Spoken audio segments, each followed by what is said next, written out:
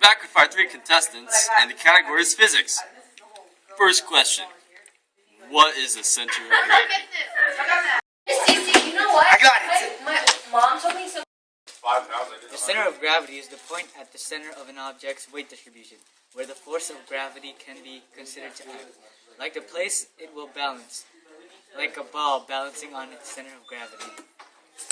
Yeah, Dave. The middle is the center of gravity, and when I throw it, it will go around this center in a parabolic path. That's okay. Good job! 50 points to Dave. Next question for 100 points. How do you find this point? I got it. You find the center of gravity by balancing or finding where an object weighs the most. Correct! Next question is, where is the center of mass? The center of mass is where the center of gravity is, except for really tall objects that could be affected by gravity's pull. Like the World Trade Center, its center of mass and center of gravity are not the same. Muy bien! Now, why is it that objects topple over instead of standing up straight? I got it. It's stable. You know what? I got it. No, it's because its center of gravity is outside the object's base of support.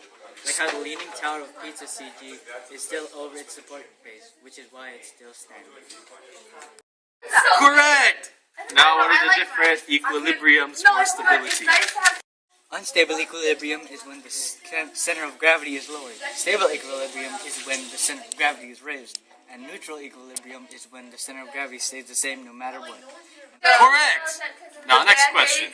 What is torque and what is its formula? I got it. Torque is force in a rotational movement, and the formula is force times distance. Like turning a car, the torque would move the wheel. Wow! You're correct! Now, what is rotational inertia? Rotational inertia is the resistance to a rotational movement, or laziness. Rotational inertia is when there's more laziness. Right. Last question. And our tiebreaker is this. Explain angular. Angular momentum is the product of rotational inertia and rotational velocity, which is the radius times the velocity times the mass, which is measured in kg times m over s times m. Illustration of my definition for angular momentum. Okay, the bigger mass you have, the harder it is to stop you. Go. You're right! You win! Good You job. right! Action! I got a whole pad of paper, like that big one. Oh, Corey! No, Missy. Action! What am I supposed to be reading? Action! Are you We're serious? back with our 3 contestants! You're good! At the center of an Oh, no, redo it. Do it again.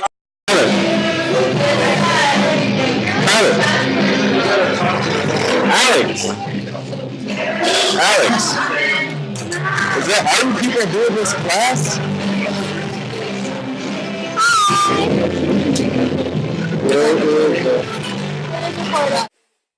Nice 3-pound weights. They're actually 5 pounds, please, Ryan. 5-pound weights. Wait, are they 5 pounds? 3 pounds? 3-pound weights. Ryan, give me my phone. Why are you recording Sebastian? Because it's funny. Why don't you click it so you know who it is? Oh! No! Why you record? That's for your own personal recording. This is for Dale's personal recording. It's Why his give me phone. my phone back so I can